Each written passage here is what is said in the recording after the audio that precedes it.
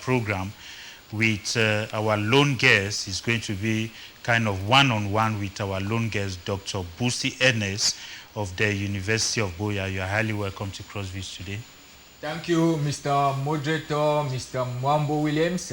I'm very humbled to be here to contribute to nation building, sir.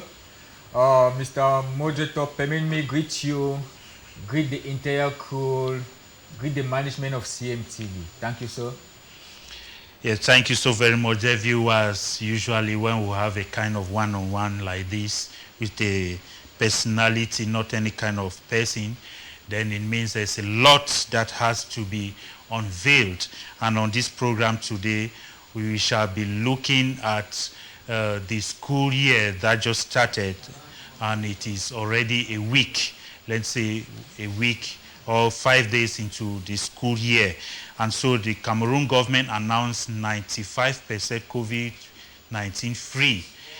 And so at this time when the school has started and we hear 95% COVID free, it shows that the government has really fought hard, to make sure that things had to go on well, to make sure our children, our brothers and sisters go to school.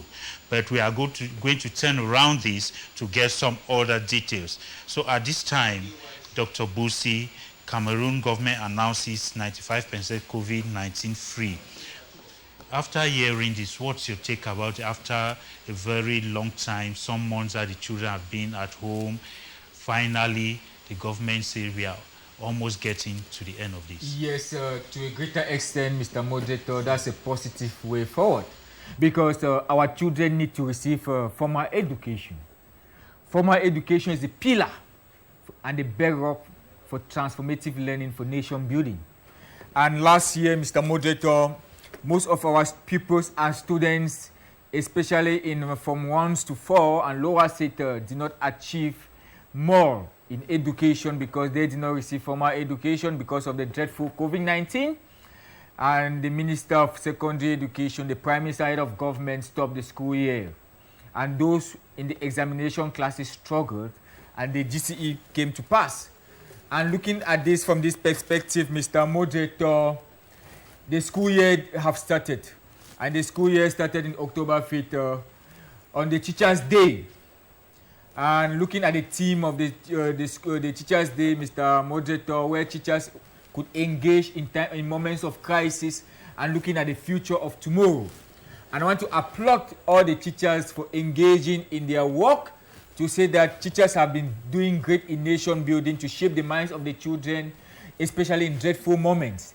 And looking at a COVID-19 about 90% free, I want to first of all look at it in this perspective. The government of Cameroon saw it that all secondary schools, all primary schools and universities stationed in their campuses COVID-19 kits, especially running water, especially savon, and ensuring that children put face masks so that they could ensure the physical and social distance. And they brought about the issue of virtual learning or hybrid learning or distant education in the university.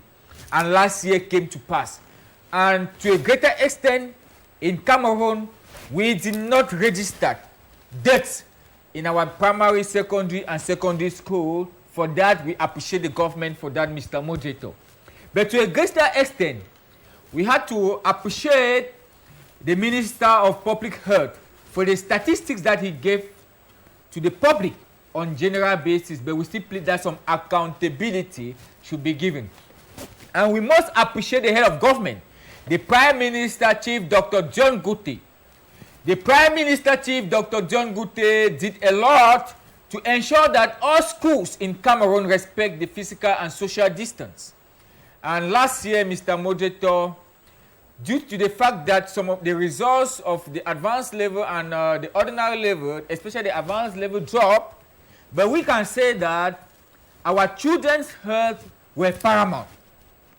And the fact that due to the dreadful COVID-19, when we look at the Western world and Cameroon, we can say that it was not so bad in the case of Africa and Cameroon in particular, but our children still need education. We are looking at COVID-19, and COVID-19 was very, very dreadful, Mr. Moderator. And when we look at COVID-19, the dreadful nature of COVID-19, Mr. Moderator, you will discover that our school system our government have to spend a lot in education.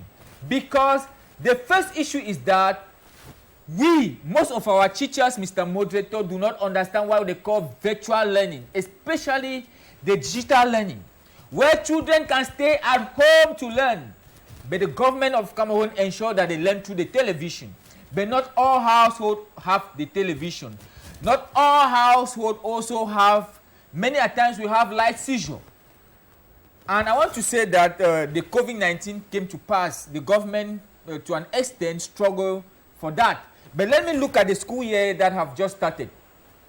Looking at the Northwest and the Southwest, Mr. Moderator, I want to appreciate the fact that some of the separatist leaders have accepted that school should go. And though on the 5th of October, on a Monday, which is a ghost town in Northwest and Southwest, many schools did not open. But on Tuesday, we saw that the numbers increased. My problem, Mr. Moderator, is the hinterland. When schools will start in our suburbs, I will be very happy. Because we cannot mix politics with the education of our children. I say this, education is gold. Our children must go to school, Mr. Moderator. The non-state actors and the state actors must ensure the security of our children to go back to school. They should not mix this with politics. I pray that this school year should be a better school year so that our children can get quality education and better their future. Yes, but given what you're saying, some people who did that is a kind of propaganda that, when this started, most people had it that, it wasn't existing, it was a white man's illness and so on. But people having now that it's a kind of propaganda because the government wants students and people to go to school. That's why they are talking of 95% free COVID-19 Cameroon. Mr. Moderator, to be candid, COVID-19 is very dreadful.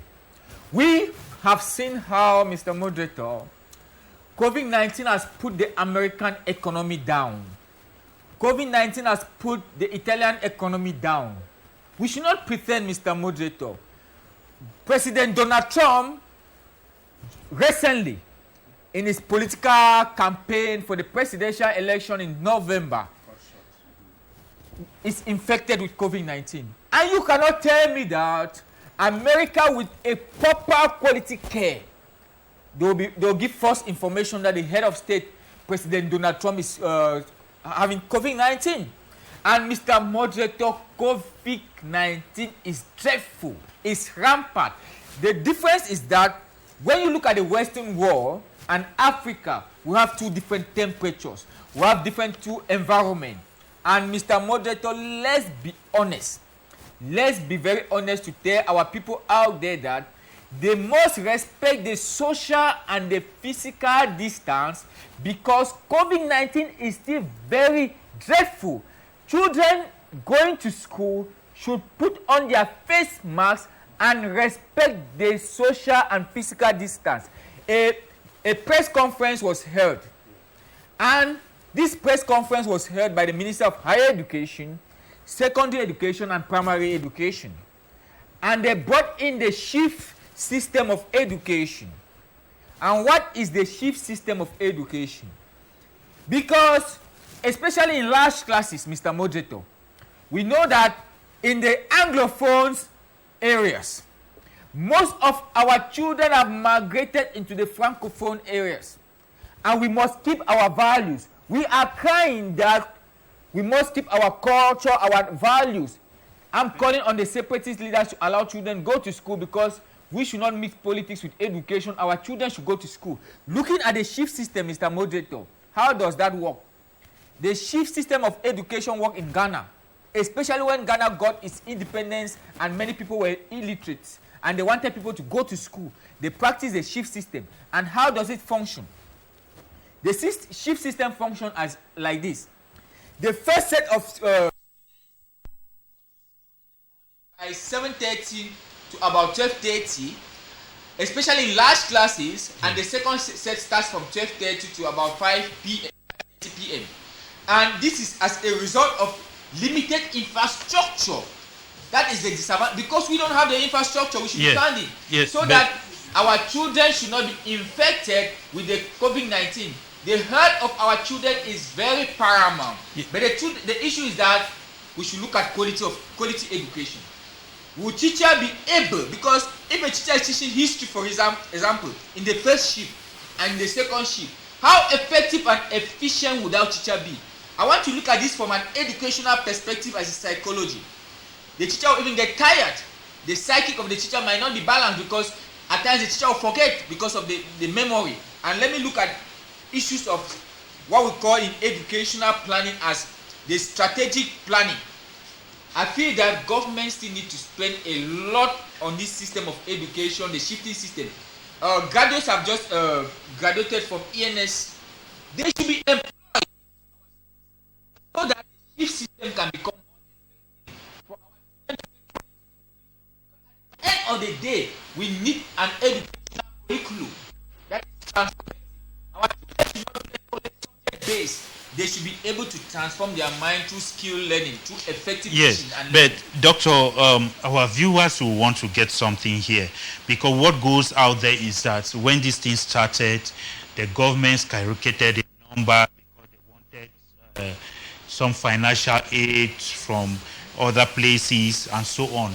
But at this time now that they want students to go to school, they have decided to announce that 90% they have treated all Cameroon is 90% COVID-19 free. So now, what's your take on this announcement at this time? Because when it started, it was very rampant. The announcement, everything was like all Cameroonians have it. But at this time, when they want the children to go to school, we've heard 95% COVID-19 free. That's what we need to educate our... Mr. Moderator, no government will want to put the life of the citizens in jeopardy. We should be honest. The truth is that the government might have its flaws, weaknesses, but issues of health, especially psychopathology, the health of people, the psychological well-being of citizens is paramount. It will be very, as an educationist, if I see here, Mr. Moderator, I tell you that government have said children should go to school because COVID-19 is 90% free, and then I'm against the statistics of the government, then I'm not an educationist, because we have a Ministry of Public Health that gave these statistics. And the truth is that we are in Buya.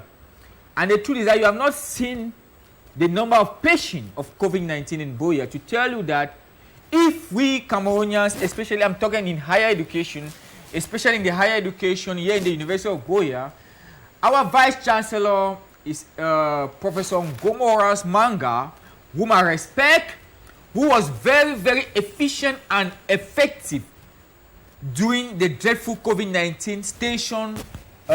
Security men with temperature who tested people's temperature in the university, and in all amphitheaters in the university they had COVID-19 kits, they had soaps, they have water station in all in all amphitheaters to tell, and children were putting their face masks. And let me tell you, Mr. Moderator, when we talk of the shift system, the University of Buya also practiced the shift system when COVID-19 was dreadful. I remember when I was teaching in class, the Vice Chancellor came to my class and I had to separate my class, and that is what we call the shift system, and that is why the COVID-19 is not rampant, and we did not hear of any COVID-19 case in the University of Buya. We didn't hear of any of COVID-19 case in the University of Buya. To tell you that the statistics might not be faulty, but the issue is that we must be responsible, Mr. Moderator. The citizens, there are people who have died of COVID-19. Cameroon, we have heard of it. They have died of COVID-19. There are people who have been afraid to go even to the hospital where COVID-19 patients are there, to tell you that COVID-19 is dreadful.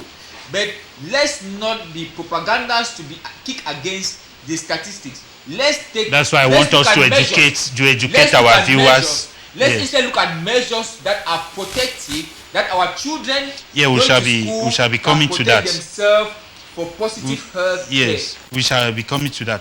But another worry is if we look at the logistics that were put in place, especially in the stadium in Cameroon and so on. These logistics were not used, and at one time they were removed. Some were just destroyed. Like, let's take the example, like the one here in Boya. You know, rains came and destroyed them. We saw it and so on. Now, all these logistics that were put in place, most of them were not used. Makes the people to be convinced that this thing was not real. What do you have to Mr. Moderator, it wasn't rampant the way the government made it. If you say that maybe it was no real, I say debunk. COVID-19, we have seen situations where our government have shut down schools. Yes. No government will want the economy to be slow. Because, Doctor, we are talking of embezzlement of millions of francs. Accountability. Good. We are talking of situations whereby the airlines have been shut down, and the airlines of Cameroon will be opened very soon. Yeah, just a few days from now. We are talking of situations where people have not been able to take their flights to Cameroon. We are talking of situations whereby Cameroonians in Dubai and other places have been stopped not to enter the country, to tell you that there is COVID-19, Mr. Moderator. But the situation is that we must be responsible, and government also have to be serious about the situation, in the sense that when you look at the COVID-19 kits, they were not stationed in all places in Cameroon, Mr. Moderator. Go to some of our villages, people were not being tested. Even here in Boya, how many government personalities were here in Boya to sensitize people to be tested? How many test kits were here in Boya to test people here in Moliko, Mr. Moderator? Let's be honest. So we are saying that situations like this, we need better sensitization, where we need implementation, where government officials go out there and test the people. Government officials would have been doing operation door to door to test people who are having to test people of this COVID-19 issue. And I want to end. I think they use the media to call on people. They use the media, but I'm saying that the door to door movement would have been very effective, Mr. Moderator. And also, I want to look at a scenario of accountability. We know of government officials who gave a lot of monies. We know of institutions that gave a lot of monies. We know of money that came abroad from international organizations. At the end of the day, we need accountability of this COVID-19 funds. It is very, very important for us to get the accountability. What was used? What are the tools that were bought? What are the kits that were bought from the period of COVID-19 up to today? We need a lot of accountability. How many patients did we have? That how many were infected? How many died? How many kits did we buy? How many kits were bought? So we need all this accountability, so that at the end of the day, we should know that the government of Cameroon took care of this responsibility.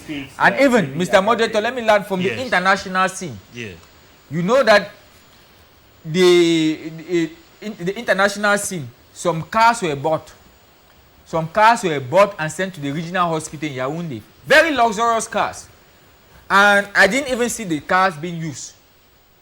And I asked myself, why would WHO, the World Health Organization, instead of buying kits and temperature and kits and other things, where people could be tested, and facilities where it could sustain the breadth of people infected with COVID-19, they prefer to buy the cars, luxurious cars. Is that not more of a luxury?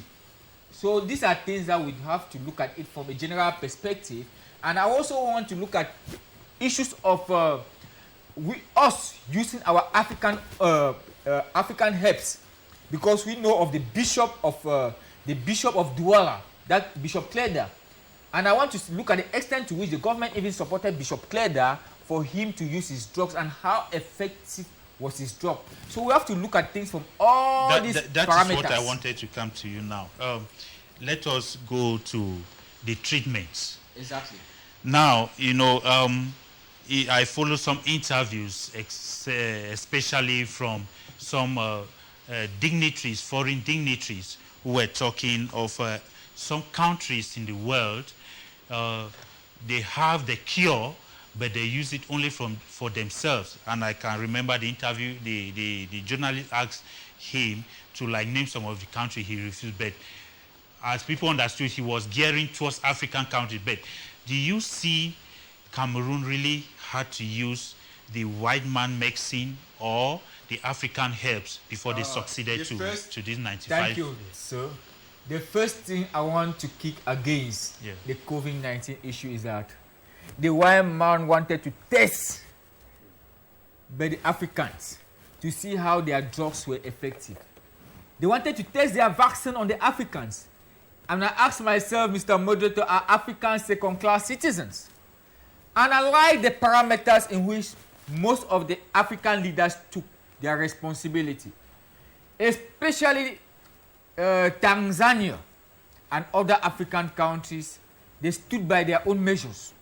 There was a scenario whereby some African countries already had their own drugs and they were using, and other countries wanted to, like Madagascar. Madagascar already had their own African drugs, and they were using and was helping.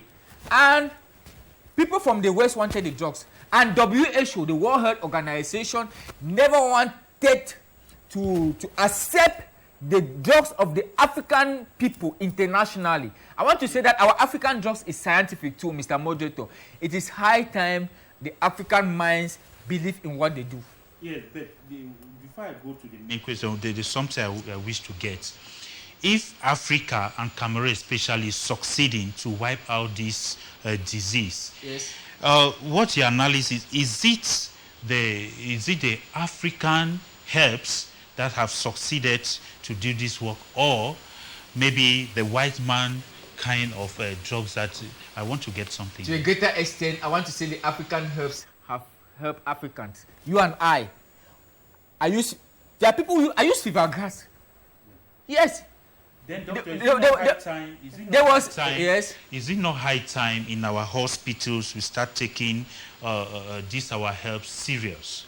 It is high time. We can combine them. Because we have been minimizing it, but if now we say it is our herbs, the African herbs that have cured us. We should use our herbs to cure us. Mr. Moderator, when I was a kid, when I was sick of malaria, my grandmother would cover me and use African herbs, and I'll be healed. The truth is that our African herbs are scientific. We just need to follow the scientific process of it, and it will heal us. We saw situations where hundreds of persons were healed with the African herb of Bishop Cleather, to tell us that our African herbs, our African way of life, our African styles can help too. The truth is that African herbs, their herbs, it can help a lot. There are concoctions that many families use during this COVID-19 era, and it healed them, Mr. Moderator. Let's be honest. There are medicinal plants that African herbalists use and African parents used in their families. People were using, there was a mixture. People were using grapes, mixing in hot water, they take concoctions, they were better. But what do you think should be the reason that the government is hesitating to make sure that our African traditional doctors, especially in Cameroon, to make this department very broad, maybe stationed in our hospitals, so that if you want to use them, you can be accessible? It's an issue of new colonialism. That's the truth. It's an issue of new colonialism. Because coronavirus has proven that our health are very... It's an issue of new colonialism because there are issues of international diplomacy. Yeah. That though countries are independent, they have signed agreements, they have signed accords with international organizations like WHO. And Cameroon cannot take any decision without WHO. Well, we have countries like Ghana and other countries that are really using their African traditional doctors effectively. They are using, Mr. Moderator, but the thing is that there are clauses that binds that. There are international clauses that binds all those things. But we as a sovereign country, we can use it. But the truth is that there was a very renowned professor in this country, Professor Anomango. Professor Anomango brought out the drugs that could cure HIV/AIDS. But the Western world couldn't believe that an Africa can cure HIV/AIDS. They came and used new colonialism to decolonize our mindset, Mr. Moderator. He died with the knowledge. And he died with the knowledge. And that is why we as Africans, we must believe in our history. We must believe in our stories. We must believe in our tragedies to help ourselves as Africans. We must change our mindset. That's all I can say about that. Now, you talked of the need to do proper tests before getting some of these herbs or these concoctions. But in the past, we never saw our parents who went for these tests, but used these concoctions and they were healed, they look strong. Why all these complications now? I want to look at things from a lifestyle. Lifestyle has changed. Our parents lived in a period whereby it was so natural. It was so natural. They stay with herbs. But now we are living in a kind of digital world. Yeah. Globalization, digitalization, where people, do you know that at times you want to prepare a meal now, you just go to Google. You Google how to prepare this meal. But our forefathers did not live like that, Mr. Moderator. And that is why our forefathers could live for long, because they'll go behind the house, they plant. How many youngsters today, you and I, have you planted a tree? Have you planted a tree? Most of us have not planted a tree. Our forefathers, they live a lifestyle of horticulture, agriculture. They will have guava trees, they will have mango trees, they will have plum trees. All these trees will be available. They will have bitter leaf. And when somebody is sick, they prefer to go behind the house. They have pawpaw. They cut the leaf. They use the concoction. When it works, they start using it. It becomes a lifestyle to them. But today, things have changed because of social media, because of globalization, as we call. Okay, before I ask the next question, we'll be running on this topic. Let me just give some dear viewers the statistics I have here. Those who were tested positive since this corona COVID-19 started in Cameroon, there were 21,200, about 21,200, more than 21,200. Then we have those who died, about 423. Then those who were treated, we had about 20,117. Then those who are still active with the virus, we have about 663. Then those who are on oxygen, there are about 3 who are on oxygen. Now, if we look at it, not too long ago, the statistic we had was a bit frightful. But why the sudden progress now that, you know, why this sudden progress within a very short time? I will still say that the sudden progress is not because government wants children to go to school. There might be somebody on the panel, the person will say that it's because the government wants children to go to school. But education is a human right of every child. And that is why government is putting all measures to protect our children. And it's because, Mr. Moderator, I want to say that people are already living with COVID-19 as a lifestyle, as HIV/AIDS. And they have to take precautions. And taking precautions by putting face masks and avoiding social and physical distance, it made the numbers to reduce. So that is why the number has reduced, Mr. Moderator. Okay. By all indication, it shows that Cameroon really fought hard to eradicate this. To an extent. I wouldn't say 100%, but I think that the Prime Minister and head of government was chair, and he did a lot of sensitization, and the Minister of Health was there for implementation. So what would you, and I want to say that word of encouragement. I want to say Ministry of Health, that is the Minister Manauda Malachi, and maybe the government, so that we make sure that we attain 100%. Attaining 100% will be good, but I want to say that the Cameroon government has to do a lot. There was a time in this country whereby the opposition leaders wanted to support, they denied. It should be, helping to solve the problem of COVID-19 should be a general engagement. Maybe it should be the reason behind their support was it political? Even if it was political, but the truth is that hurt is worth. Okay. So I feel that whether it's an international organization, it's a civil society, it's an individual, it's the government, the eradication of COVID-19 should be a joint venture, no matter who is helping. But I think that if we see COVID-19 as a community of practice, where everybody can engage in solving the problem, where everybody can be responsible, where everybody can educate the people, then we will be working towards a 100% COVID-19 free. But did you see maybe the government fighting it alone or Cameroon? No, it was not. The government can't do that alone. The government can't do that alone. It starts from the family level, Mr. Mojeto. Even I myself, I took precautions measures. I stayed back at home. I respected it. People were not putting in. Yeah. But the truth is that Cameroonians have to learn how to be more responsible for their health. Yeah. Because I saw situations in Boya, especially, where people were just putting the face masks, but not at their nostrils, at their chins, just for the fact that they were afraid to pay some fines to the policemen. And I feel that Cameroonians must be more responsible, and the military too has to be very responsible.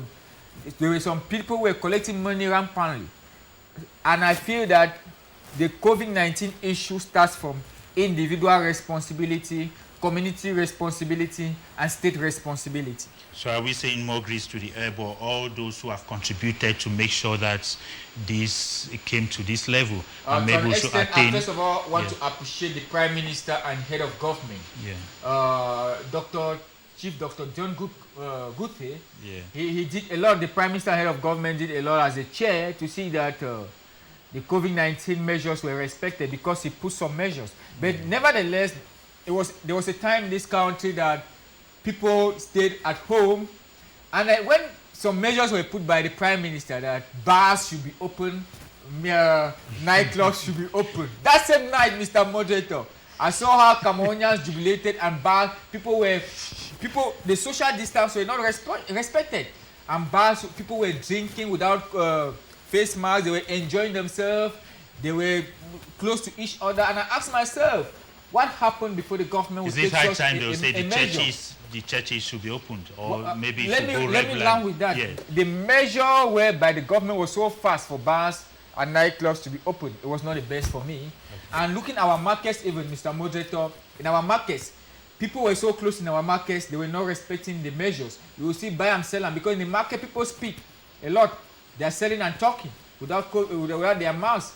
And it was not too hygienic, so we have to be more careful. We have to be more prudent. And in our churches, as you are talking, I want to say that the two-shift system, I want to call it the two-shift system in our churches, it has been working, and it has helped, because our health is paramount. I've seen situations, especially in the Presbyterian church, where they were spacing people, and the elders were ensuring that people should put their face masks. But normally, and people should expect that they should leave the ban. I appreciated that. They should leave the ban to be candid, the limits that they give. To be candid, the bans can be lifted 100%, but it's a gradual process. Okay. It's a process that, if you look at before, few people were going to the churches. Very few people went to church. Okay. But recently, you see that majority of people have been going to church. Even 5 persons can sit on a bench while putting their face masks, which we can say that there's an improvement. There's a limited. The COVID-19 rate in Cameroon is reducing, and the lifestyle is changing, and we are gradually moving into our past lifestyle. But while we are gradually moving into our past lifestyle, we should know that there's still COVID-19, and we should respect these measures. Let's conclude with this. Does it mean like God is angry because as COVID-19 is going out, we got that, I don't know if you've gotten it, that a new disease just came up in China, and it has ravaged more than 3,000 people. It just started. I don't know if you have gotten this. What should be happening? I heard of that. And still China. China wants to be the world superworld power. We have to be careful. Some of these illnesses, some of this pandemic, Mr. Moderator, they are political. Let's be very careful with the Western world. That's why I say Africans should use their own drugs. There's no day if no African leader, no African president should accept that the European, the America-European, or the East Europe or Asia should test any. They should bring any vaccine to test Africans. We will never accept that. And I want to say that even President Donald Trump in his campaign was still saying that the COVID-19 came from China. His Vice President Pence also said that COVID-19 came from China. So we have to be very careful, like Africans. Africans who are migrating to Europe, who are migrating to Asia, they should be very careful with their lifestyle. Just to tell the viewers that another disease has also begun. We are told that it has ravaged, if I'm not forgetting, more than 3,000 people in China. This one has also started by in China. And so it shouldn't be late. Let it not be said that we have not informed people. So people should be very careful. People should be very careful of their lives. So at this time, we'll take just a very short break. When we come back, we'll take the next topic.